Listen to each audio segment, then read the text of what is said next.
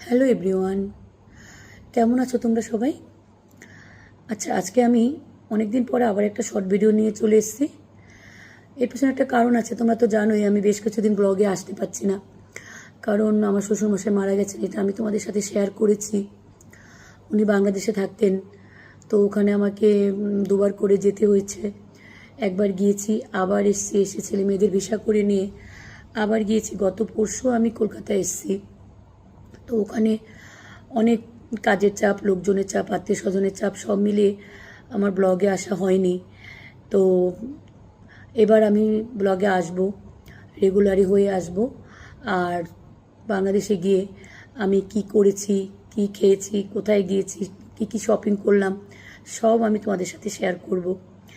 এবার আমি বাংলাদেশে গিয়ে 32 বছর পর গিয়েছিলাম আমার দেশের বাড়িতে, যেখানে আমার বাবার জন্ম হয়েছিল, আমার জন্ম হয়েছে, আমার ছোটোবেলাটা ওখানে কেটেছে। তো খুব ইচ্ছে ছিল ছেলে মেয়েকে নিয়ে ওখানে যাব। তো অনেকবারই গিয়েছি, কিন্তু যাওয়ার হয়ে উঠছিল না। তো এবার গিয়েছি, সেখানে গিয়ে আমি ভীষণ আপ্লুত। সবার বিহেভিয়ার, আতিথেয়তা আমাকে মুগ্ধ করেছে। তো আমিও একটু ইমোশনাল হয়ে পড়েছিলাম। এগুলো আমি তোমাদের সাথে সব শেয়ার করব।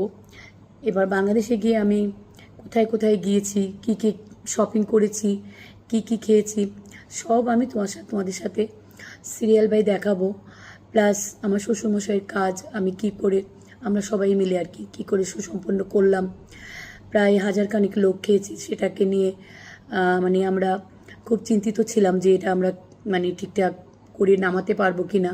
তো খুব সুন্দর এবং খুব সুষ্ঠুভাবে এটা আমরা করেছি, সেটাও আমি তোমাদের সাথে শেয়ার করব। আর এবার থেকে আমি রেগুলার ব্লগে আসব। তোমরা প্লিজ আমার চ্যানেলটাকে একটু সাবস্ক্রাইব করো, আর ভালো লাগলে লাইক শেয়ার অবশ্যই করো। তোমরা থেকো আমার পাশে, এটাই আমি সবসময় চাই।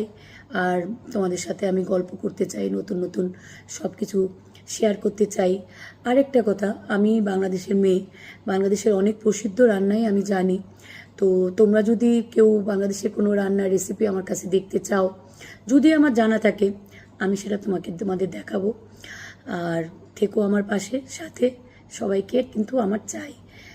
ওকে, ভালো থেকো তোমরা সবাই। আর খুব গরম পড়েছে, সবাই খুব বেশি করে জল খাবে। টাটা।